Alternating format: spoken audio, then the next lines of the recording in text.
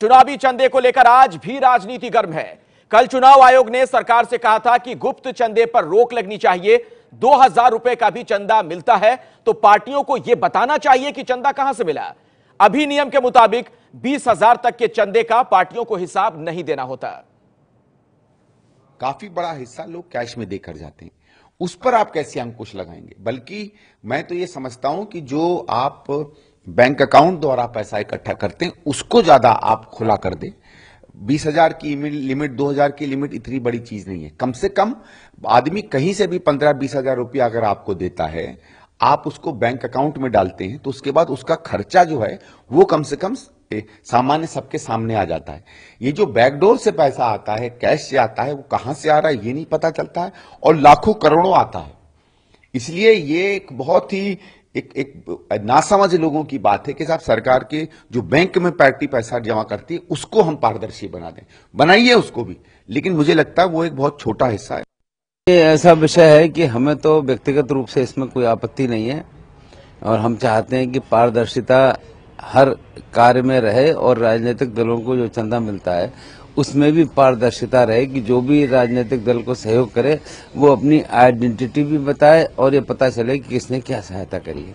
पर ये एक ऐसा विषय है कि जो चर्चा का विषय है, ये जब पार्टी के अंदर भी चर्चा होगी और अन्य दलों के साथ भी चर्चा होगी, उसके बाद इसमें कोई निर्णय लिया जा सकेगा। दरअसल पारदर्शिता की बात हर राजनीतिक दल की तरफ से कही जा रही है, लेकिन नोटबंदी को लेकर जो उनका रुख है, नोटबंदी के बाद चुनावी चंदों को लेकर सवालों के घेरे में उनकी मंशा है। आपको बताते हैं चुनाव आयोग ने आखिर क्या कहा था, जिसके बाद एक बार फिर से यह नई बहस छिड़ी है। 2-3 दिन से लोग इस खबर की बड़ी जोर शोर से चर्चा कर रहे थे कि पार्टियों के पुराने नोट जमा करने पर कोई रोक टोक नहीं होगी, न टैक्स लगेगा, न पैसे का हिसाब मांगा जाएगा।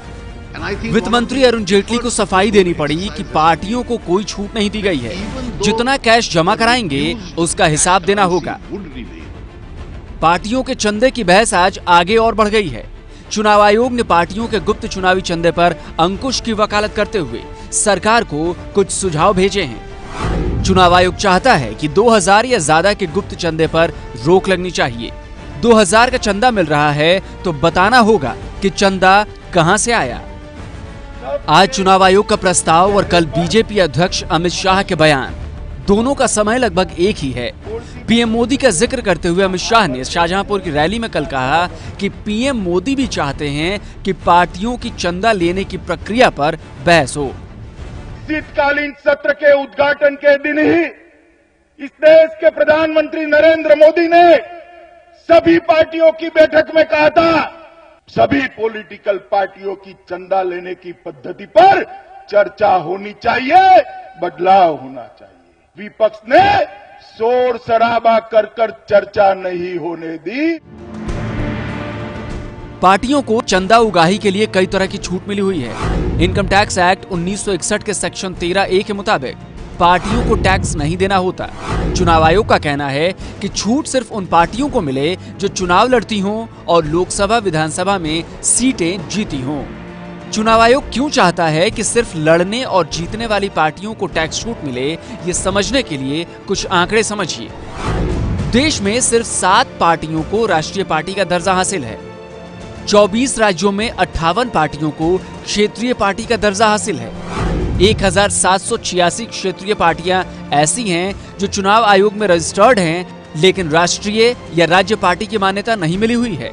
लोकसभा में सिर्फ 36 पार्टियां ऐसी हैं जिनका कोई न कोई सांसद चुनाव जीता है। लोकसभा या विधानसभा में हैसियत नहीं रखने वाली जब 100 पार्टियां भी नहीं हैं, तो क्यों सबको मिलना चाहिए चंदे या टैक्स में छूट? पार्टियों के गुप्त चंदा लेने पर किसी तरह की रोक नहीं है, लेकिन जनप्रतिनिधित्व कानून 1951 के सेक्शन 29C के तहत रकम 20,000 से ज्यादा हो तो चंदे का हिसाब देना होता है।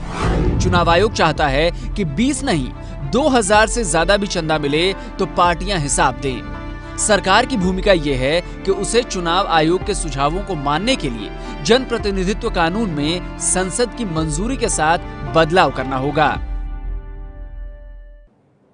तो सत्ता पक्ष हो या विपक्ष, काले धन को लेकर बड़ी बड़ी बातें कही जाती हैं, लेकिन जब चुनावी चंदे वाले काले धन की बात होती है तो उनका दोहरा रवैया सामने आ जाता है।